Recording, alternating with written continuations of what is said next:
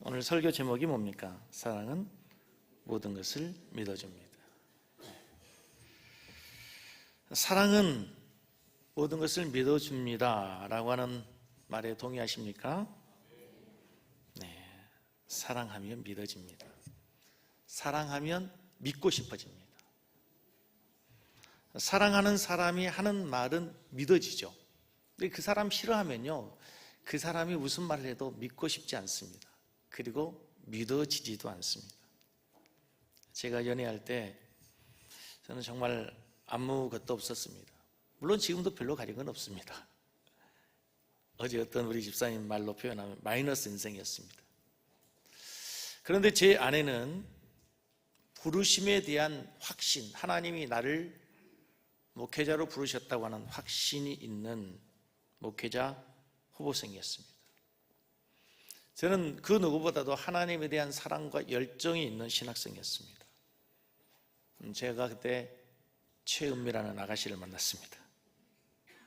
제 외모는 비쩍 마르고 부모님 나이 드셨고 시골에서 농사 짓는 농사꾼의 아들인 가난한 신학생으로, 인간적으로 육신적으로 보면은 정말 매력 없는 청년이었습니다. 두 번째, 저를 만나면서 최은미 씨 마음에 호기심이 생겼습니다. 호기심이 생겼다 그러더라고요. 제 안에 열정을 본 것입니다. 하나님에 대한 열정, 하나님의 사랑에 대한 열정. 아, 저 사람이 하나님을 사랑하는 사람이구나. 아, 저 사람에게 하나님에 대한 열정이 있는 신학생이구나. 순간 그때 그 가난뱅이 신학생이 믿어지기 시작했습니다. 제 안에 있는 하나님과 하나님에 대한 열정을 보면서 제가 믿어지니까 사랑이 생겼습니다. 가진 것은 없지만 저 사람이 하나님을 사랑하고 하나님에 대한 열정이 있는 부름받은 사람이라는 것이 믿어지니까 김종수라고 하는 신학생에 대해서 사랑이 생기더라는 겁니다. 제가 갖고 있는 환경이 아니라 제 안에 있는 하나님과 하나님에 대한 열정을 보면서 점점 더 사랑하게 됩니다. 여러분, 그 사람이 믿어지면 사랑하게 됩니다. 또 사랑하면 사랑할수록 더 믿어지고 믿고 싶어집니다. 예를 들어 보겠습니다. 사랑하는 성도 여러분, 우리 성도님 하나님을 사랑하십니까? 사랑한 만큼 믿습니다. 믿어지는 만큼 사랑할 수 있습니다. 하나님이 믿어지기 때문에 우리는 주일을 성수합니다. 하나님을 사랑하기 때문에 우리는 그분의 말씀을 믿고 11조를 드립니다. 하나님을 사랑하기 때문에 그분을 믿고 그분의 말씀대로 살고 싶어집니다. 세상 가운데 살아가면서 그래서 믿음의 삶을 살기 위해서 부단히 애쓰고 노력하고 때로는 희생하고 내 자존심도 버릴 때가 있습니다. 주일 성수하고 11조를 드리고 때로는 세론으로서 셀리더로서 교회를 섬기고 봉사합니다.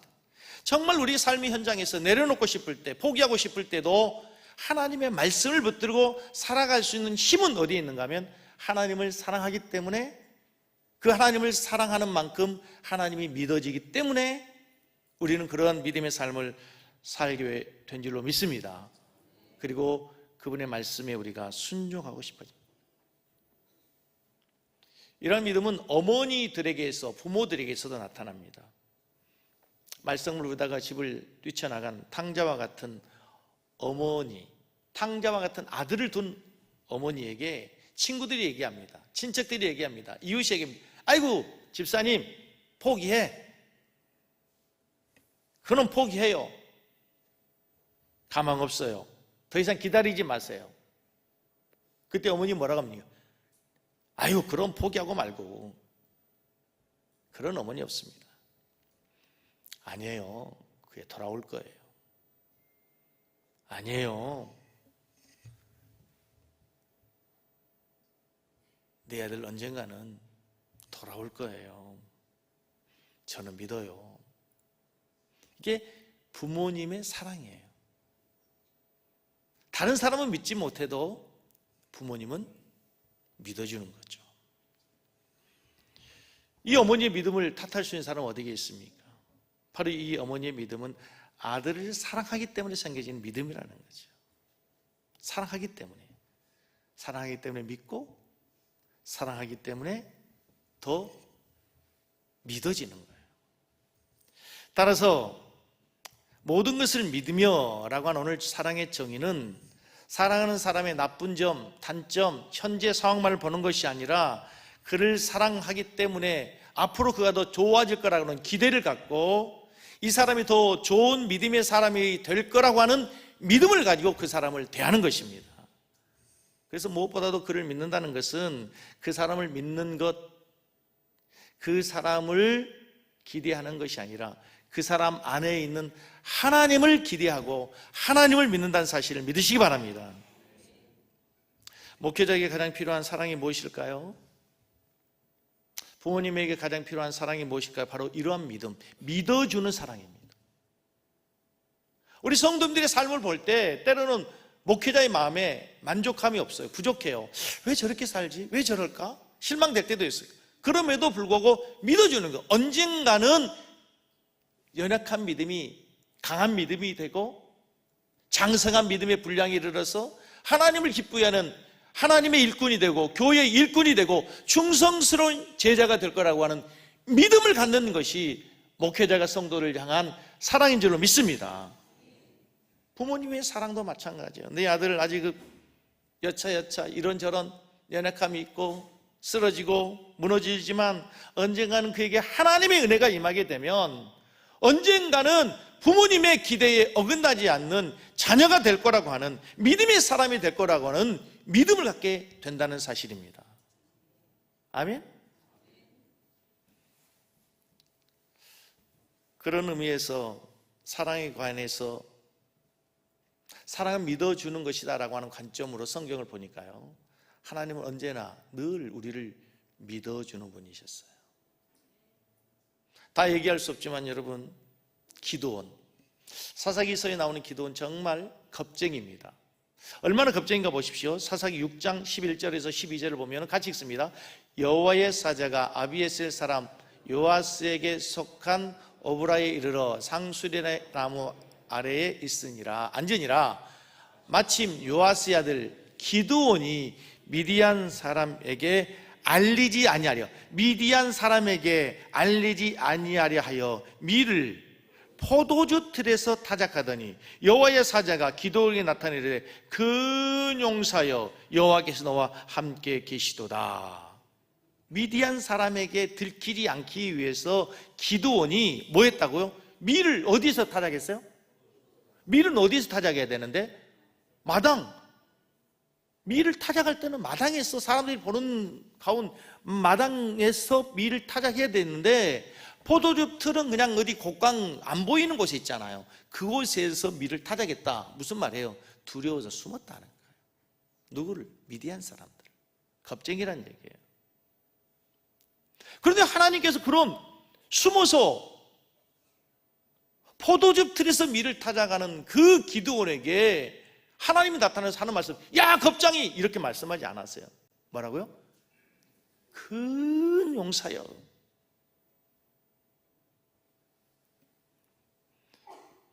너무 겁쟁이로 너무 두려워서 숨어 살아가고 있는 이 기도를 향해서 하나님께서 믿어주신 거죠. 너는 큰 용사가 될 거야. 사사기를 보면 이런저런 과정을 통해서 실제로 이제 기드온이 300용사와 함께 더불어서 미디안을 무찌르고 이스라엘을 구원하는 위대한 사사가 된 줄로 믿습니다. 하나님은 기드온 사사를 믿어주셨어요. 겁장이 기드온을 향해서 큰 용사가 될 거라고 믿어주셨단 말입니다. 하나님 아브라함을 사랑하셨습니다. 하나님께서 아브라함을 부르시면서 창세기 12장 1절과 2절에 보면 이렇게 말씀하십니다. 여호와께서 아브라함에게 이르시되 너는 너의 고향과 친척과 아버지의 집을 떠나 내가 내게 보여줄 땅으로 가라. 내가 너로 뭘 이루고? 그 민족을 이루고 내게 복을 주고 내 이름을 창대하게 하리니 너는 복이 될 것이다. 하나님께서 아브라함을 불러서 큰 민족을 이루겠답니다.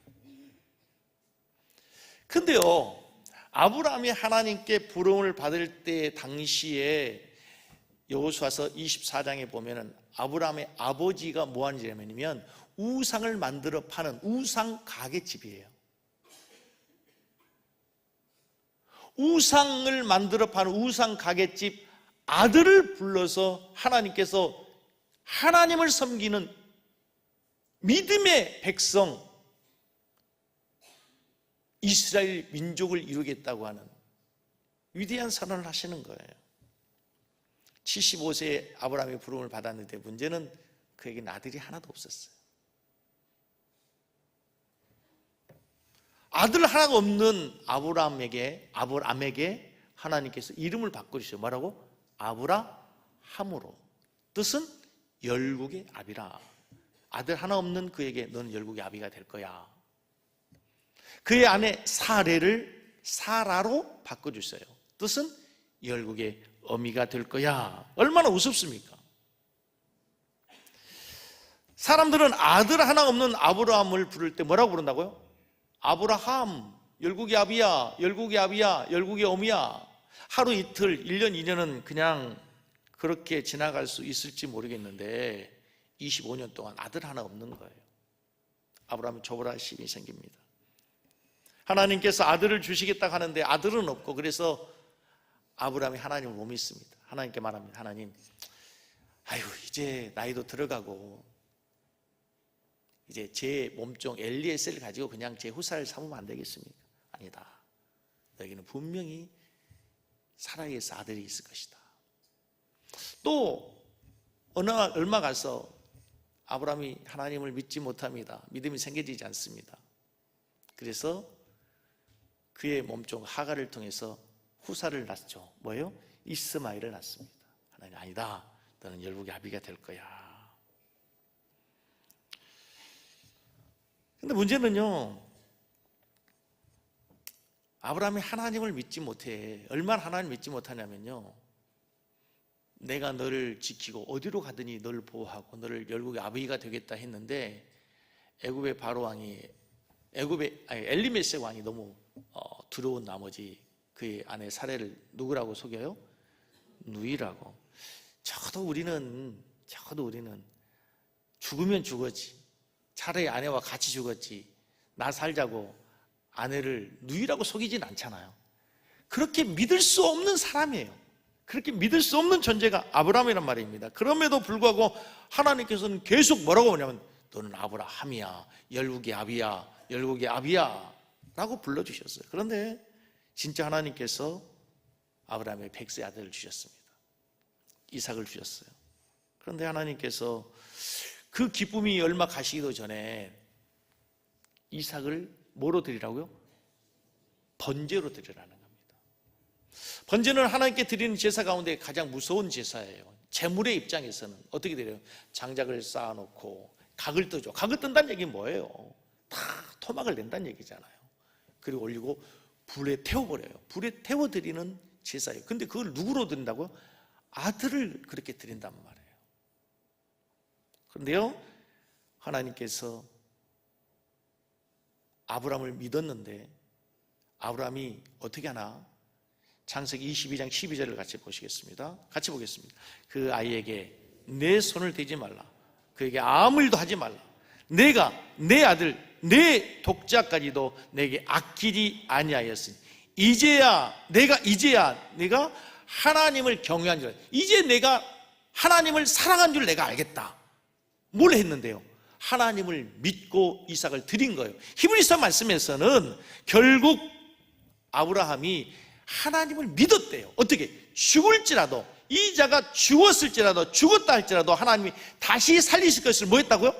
믿었다는 겁니다. 그래서 이삭을 하나님께 드릴 수 있는 것이지, 어느 정신없는 아버지가 자식을 토막내서 불에 태워 드릴 수가 있겠어요? 무슨 말씀이에요? 그 믿음 없었던 아브라함이 진짜 아브라함으로 열국의 아비의 믿음이 된 거예요.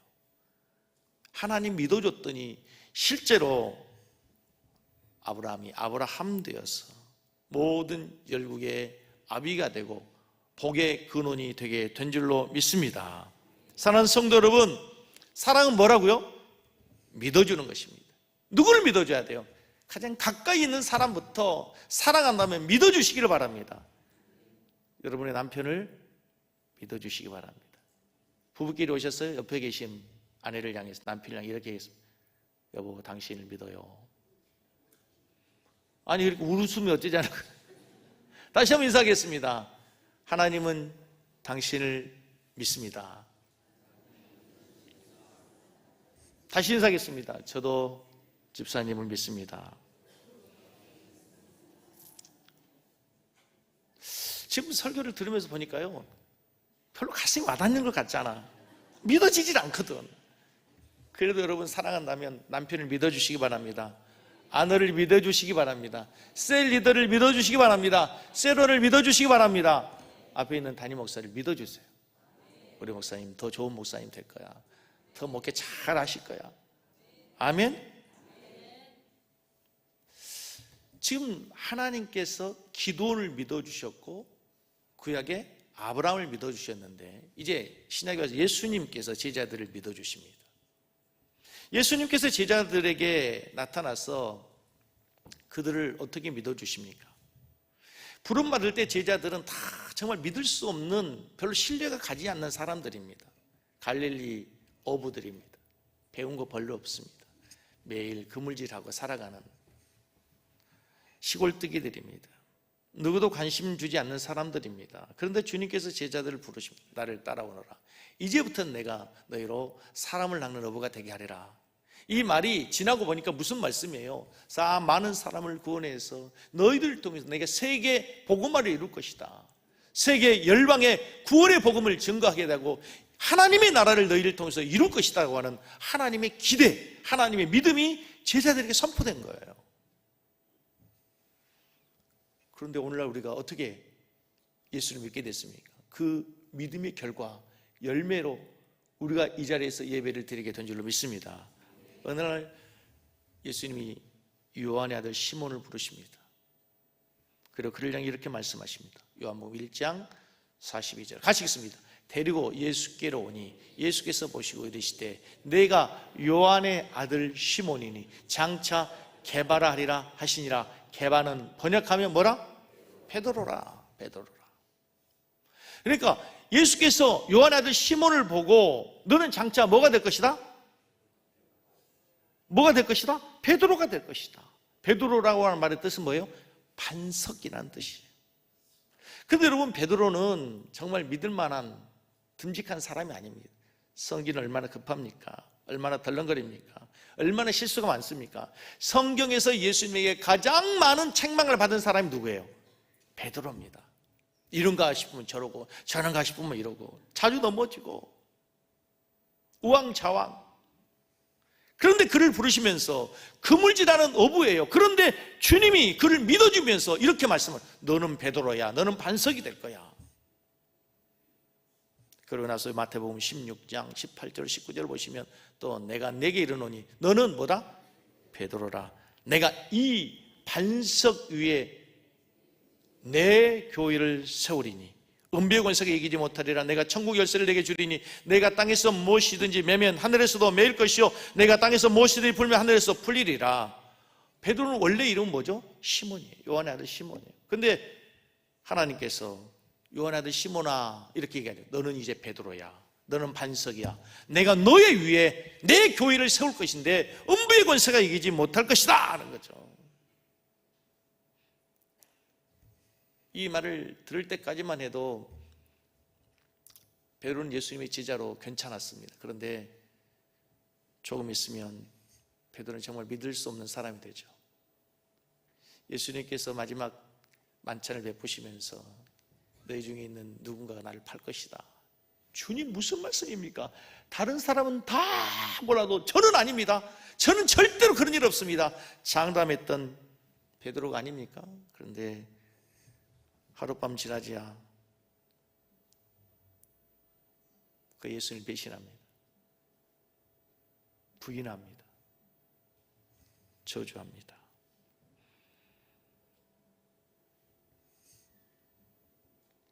그것도 계집종의 말에 두려운 나머지 예수님을 배신하고 말죠. 그럼 믿지 못할 사람이 요한의 아들 시몬입니다. 그런데 주님은 여전히 그를 향해서 믿어주시며 뭐라고 부른다고요? 너는 베드로야. 예수님을 부인하고 나서 베드로도 실망했습니다. 자기 자신에게 실망했겠죠. 다른 사람이 손가락질하기 전에 가장 먼저 실망한 사람이 베드로 자신일 거예요. 스스로 못난 놈, 믿지 못할 놈이라고 자책하면서 제자의 길을 포기하고 예전에 살던 고향으로 돌아가서 그물질을 하고 있었습니다. 그런데 웬일입니까? 그날따라 밤새도록 그물질을 했는데 고기 한 마리 잡히지 않는 거예요. 빈 그물을 가지고 지친 몸으로 돌아왔는데 요한복음 20장에 보면은 예수님께서 숯불을 구워놓고 생선구이를 해주는 거예요. 그러니까 생선구이 원조가 예수님이에요. 예수님께서 생선구이를 쫙 해놓고 나서 예수님께서 베드로에게 물으셔요. 요한복음 21장 15절 같이 읽습니다. 그들이 조반을 먹은 후에 예수께서 시몬 베드로에게 이르시되 요한의 아들 시몬아 내가 이 사람들보다 나를 더 사랑하느냐 하시니 이르되 주님 그러하니라. 내가 주님을 사랑한 줄 주님께서 아시나이다. 이르시되 요한의 아들 시몬아 너 나 사랑하냐? 요한의 아들 시몬아 네가 나를 사랑하냐? 예, 제가 주님 사랑합니다. 내 양을 먹이라. 내 양을 치라. 내 양을 먹이라.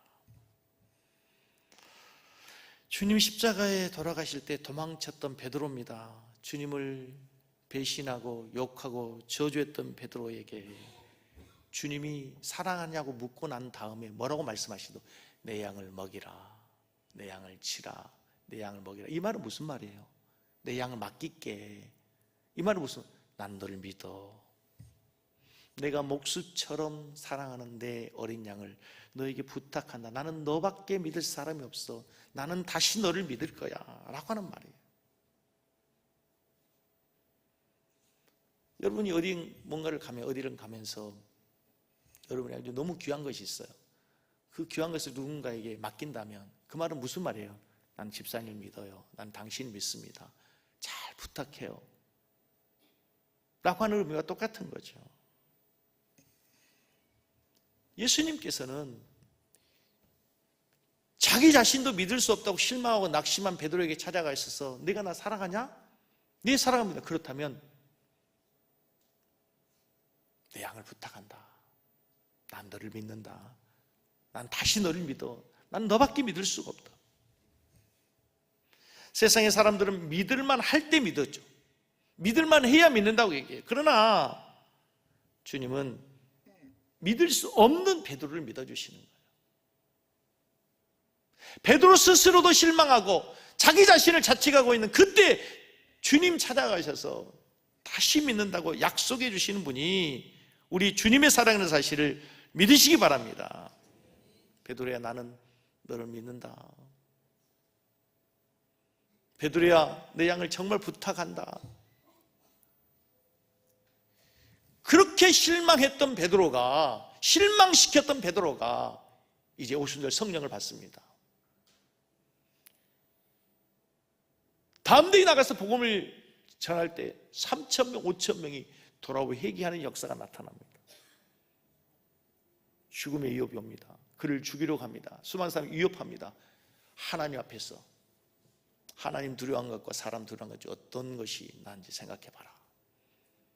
근데 복음을 전하다 잡혔습니다. 처형의 위기에 있습니다. 십자가에 못 박힐 위기에 있습니다. 로마의 병사를 향해 이렇게 외칩니다. 나를 십자가에 못 박지 마시오.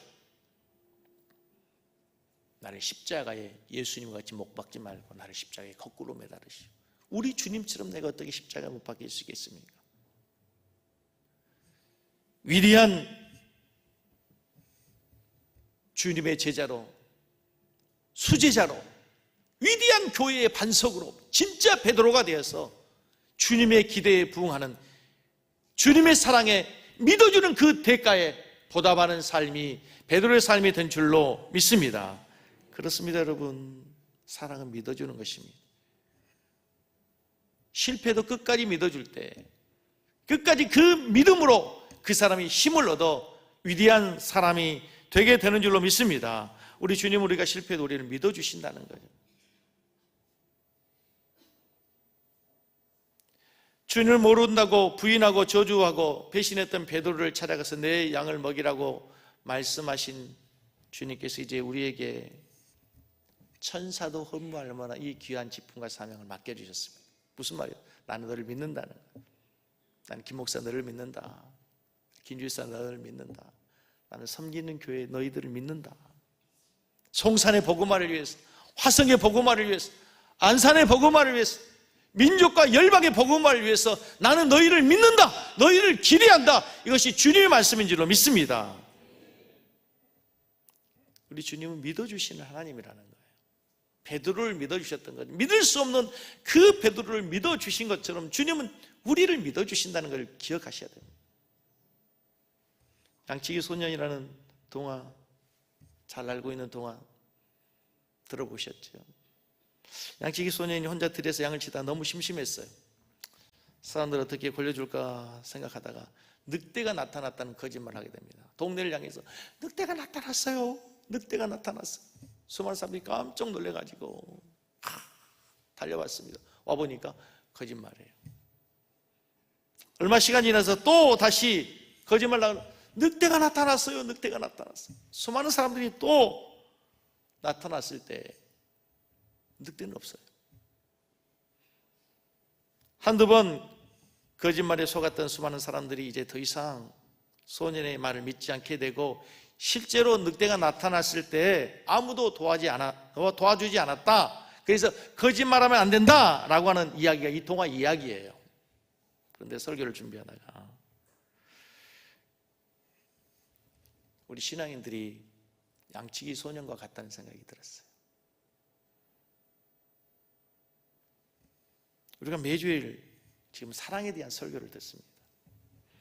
말씀을 드릴 때마다 우리가 맨 마지막 시간에 결단의 시간을 합니다.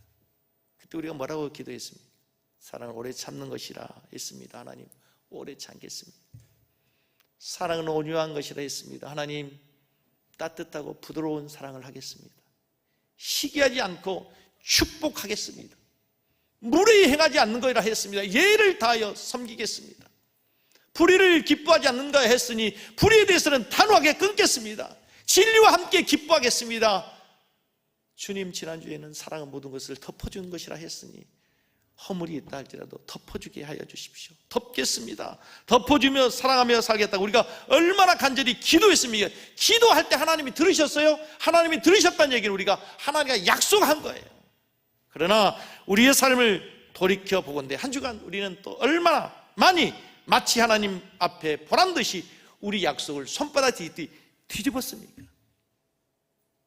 우리 약속과 우리의 고백과 다르게 얼마나 예전에 본능적 삶으로, 예전에 믿음 없던 이방인의 삶으로 우리가 살았던 데가 얼마나 많습니까? 우리가 양치기 소년과 같이 매주일 하나님께 약속하지만 우리는 하나님의 약속과는 상관없는 삶을 살고 있다는 거죠. 놀라운 사실은 약속을 뒤집은 번복된 우리의 삶임에도 불구하고 하나님은 여전히 우리를 또 믿어주신다는 거예요. 양치기 소년과 같이 우리의 고백을 하나님에 대한 약속을 우리가 못 믿겠는데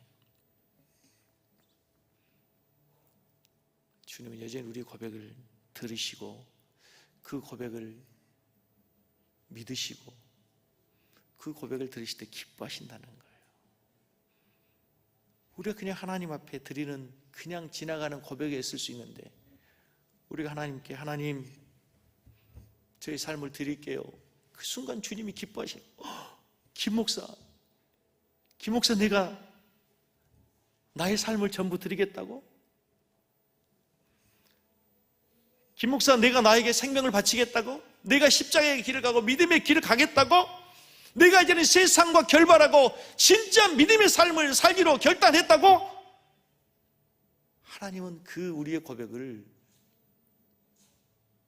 믿어주신단 말이에요. 그걸 믿고 싶어 하신단 말이에요. 사랑하기 때문에.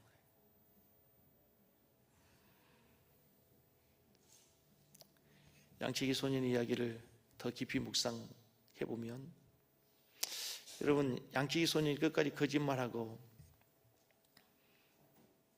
대다수 사람들이 이제 이 소년의 말을 믿지 않습니다. 그런데 진짜 늑대가 나타났습니다. 늑대가 나타났어요. 늑대가 나타났어요. 이번에는 정말이에요. 정말이에요. 늑대가 나타났어요. 아무리 수많은 사람들에게 외치고 소리쳐도 아무도 올라오지 않는 그때에 헐레벌떡 맨발로 뛰어 올라오는 한 사람이 있습니다. 누굴까요? 아버지입니다.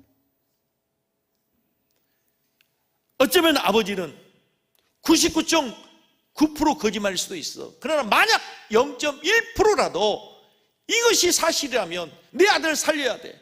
만약 0.1%라도 늑대가 나타나면 내 아들이 죽어. 내 아들을 살려야 돼.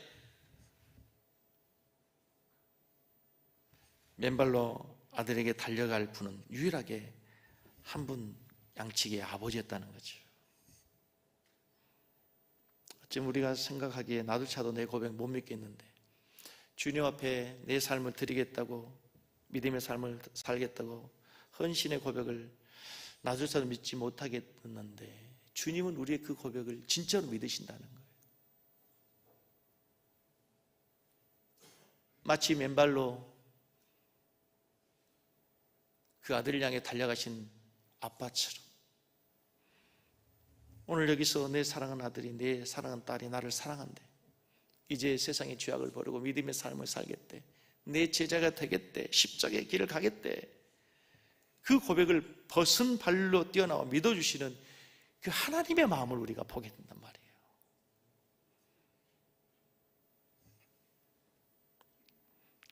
우리가 우리의 잘못을 하나님께 고백하며 눈물 흘리면 하나님 우리에게 이렇게 말씀하세요.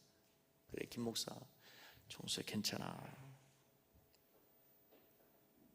난 너희 아빠야. 아들, 나는 너 믿어. 아들, 난 너희 아빠야. 내가 너를 안 믿으면 누굴 믿어? 아빠가 아니면 우리 아들을 누가 믿어? 아빠가 아니면 우리 딸을 누가 믿어? 나는 너의 아빠야. 너는 내 딸이야. 내 아들이야. 하나님은 오늘도 우리에게 속을 줄 아시면서도 아빠로서, 아버지로서 우리의 고백을 믿어주시고 믿어주시고 싶어 한다는 사실을 기억할 수 있기를 바랍니다. 우리가 이 말씀을 듣고 세상에 나가서 또 넘어지고 쓰러질 걸 알아요. 주님은 또 주님을 배신할 걸 또 알고 계세요. 그럼에도 불구하고 주님 믿고 싶어 하세요. 어차피 가면 또 넘어지고 엎어지고 또 약속을 뒤집을 걸 알면도 불구하고, 근데 아들아, 나는 너희 아빠야. 김 목사, 난 너희 아빠라고. 내가 오늘 나에게 나와서 하나님 다시는 안 그럴게요. 이제 사랑하며 살게요. 주님의 기대에, 아버지 기대에 부응하며 살게요. 실망시키지 않을게요. 이야기하면 우리 아빠 되신 하나님 오늘 그 말을 100% 믿으시고 또 우리를 믿어주시고 또 믿어주시는 아빠라는 사실을 믿으시기 바랍니다. 그 주님을 실망시키지 않는 한 주간 되기를 원합니다. 주님은 또 우리를 믿고 세상에 보낸 거, 너 이제 진짜 그리스도인답게 살아. 내 아들답게 살아야 돼. 내 딸답게 살아야 돼. 네가 나 주님의 기쁨 되기 원하네 찬양했던 것처럼 너 이제 나의 기쁨으로 살아야 돼. 주님은 그런 믿음을 가지고 우리를 믿어주시고 또 한 주간 세상을 우리를 보내는 사실을 기억할 수 있기를 바랍니다.